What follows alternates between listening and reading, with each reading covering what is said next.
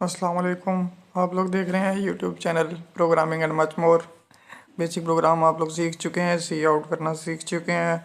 अब हम पढ़ेंगे डेटा टाइप्स।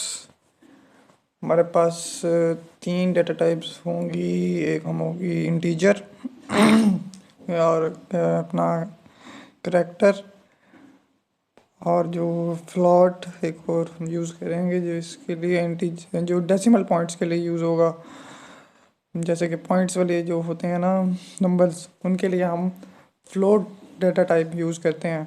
आज के इसमें हम लोग वेरिएबल इनिशियलाइजेशन और डिक्लेरेशन भी पढ़ेंगे।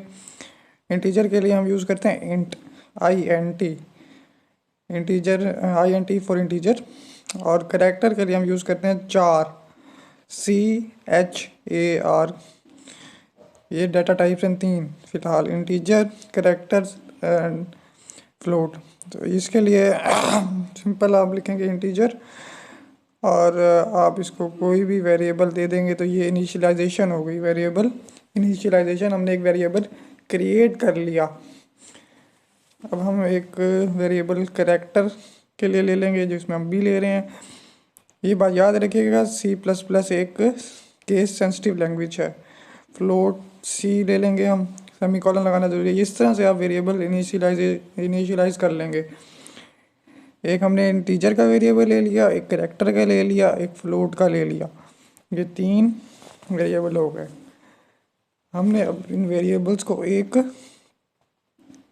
वैल्यू असाइन करनी है। इंटीजर में हमने वैल्यू दी ए, ए को हमने दी 1, और बी यानी कि करेक्टर उसको हमने कहा ए, और ये हमने सी जो है फ्लोट, इसके लिए हमने इसमें लिख दिया 1.5 इज इक्वल टू यूज़ होंगे जाके हम लोगों को इनको वैल्यू असाइन कर लें। इसको असाइनिंग ऑपरेटर भी कहते हैं। जो हम करेक्टर में वैल्यू असाइन करेंगे उसके लिए सिंगल कॉमाज यूज़ होंगे। अभी हमने वेरिएबल इनिशियलाइज भी कर लिए, उनको बस जो है वैल्यू असाइन कर दिया। अभी ये कि फ़िलहाल कुछ नहीं कर रहा। अब हम इस तरह करेंगे कि इनको डिस्प्ले हो जाए, ये जो चीज़ें हमने लिखी हैं ना ये डिस्प्ले हो जाए। तो बगैर कोटेशन, बगैर कॉमास के जो भी हम लिखेंगे वो हमारी वेरिएबल्स को काउंट करेगा और वो डिस्प्ले कर देगा। यानी कि हमने अब ए लिखा है ना, तो ये हमने ऊपर इनिशियलाइज कराया हुआ है। ये ऐसे जो इसके अंदर जो वैल्यू होगी ना वो डिस्प्ले हो जाएगी। इसके बाद हम एंडल यूज़ कर लेंगे, सी आउट बी, यानी कि दूसरी जो वैल्यू हमने बी को क्या दी हुई है, ए दी हुई है, दूसरी लाइन पे बी डिस्प्ले हो जाए और उसके फ़ौरन बाद सी डिस्प्ले हो जाए। उनकी वैल्यूज़ डिस्प्ले हो गई। यहाँ पे हम लोग एंडल लगा दें अगर, तो ये नेक्स्ट लाइन पे डिस्प्ले हो जाएगी।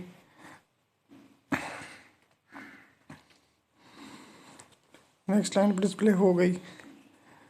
ये मैंने आपको बताया था केस सेंसिटिव है। अगर कोई हमने बड़ा लिखा हो तो मतलब कि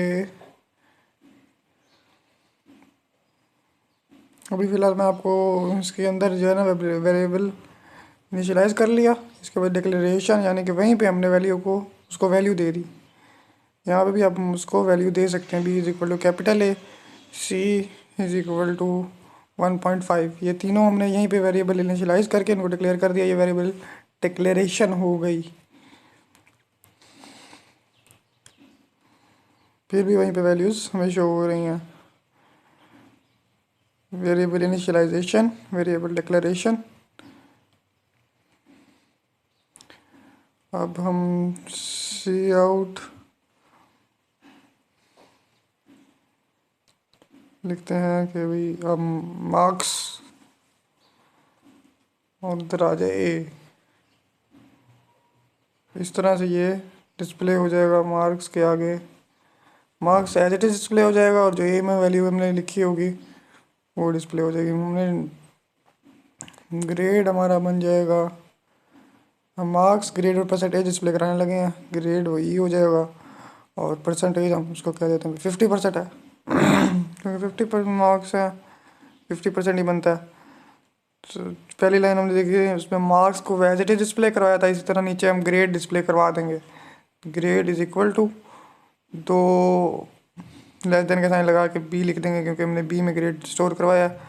एंडल और सेमी कॉलन, इसके बाद सी आउट, दो लेस देन के साइन और परसेंटेज लिख देंगे जो हमने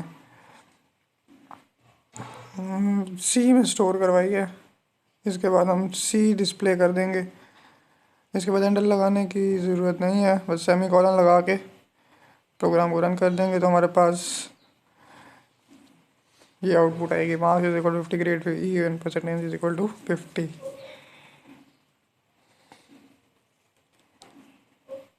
इसी तरह से मज़ीद केस सेंसिटिव लैंग्वेज है तो आपके पास कैपिटल सी है तो वहाँ भी कैपिटल सी होना चाहिए, स्मॉल सी वर्क नहीं करेगा। कैपिटल सी और स्मॉल सी इसमें ख्याल रखना बहुत ज़रूरी है।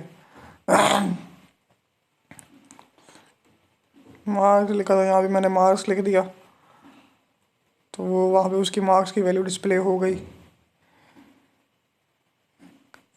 टीचर हो गया, करेक्टर, फ्लोट, ये 3 चीज़ें हमने पढ़ ली हैं।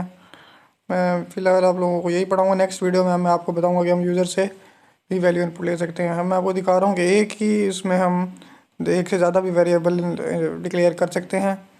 टीचर मार्क्स ले लिया, उसको बाद हमने एक और वेरिएबल लेके उसके अंदर 60 को स्टोर करवा दिया। ये ले लिया, मैं दोनों डिस्प्ले करवाता हूँ तो ये दोनों 50 और 60 जो है ना, marks is equal to display हो जाएंगे 50 60। मैं इसके अंदर स्पेस भी डिस्प्ले करवा सकता हूँ, जो मैंने स्पेस दे दी इस तरह से, इसमें स्पेस आ गई। मैं इनको ऐड सब्ट्रैक्ट भी कर सकता हूँ।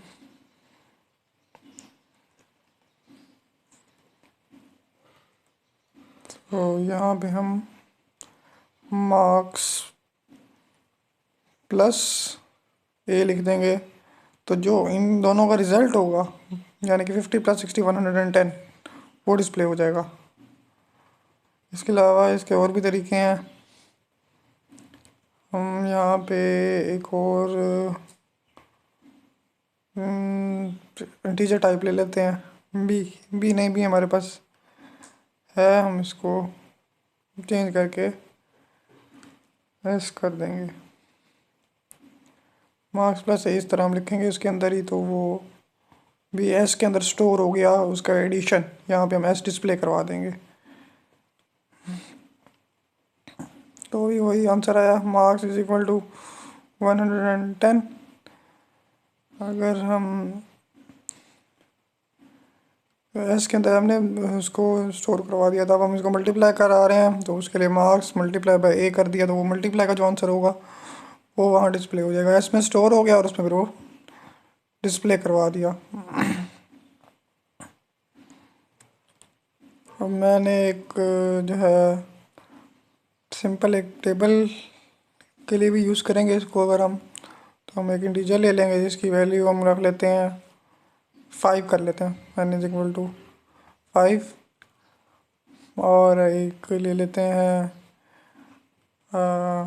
i is equal to 1।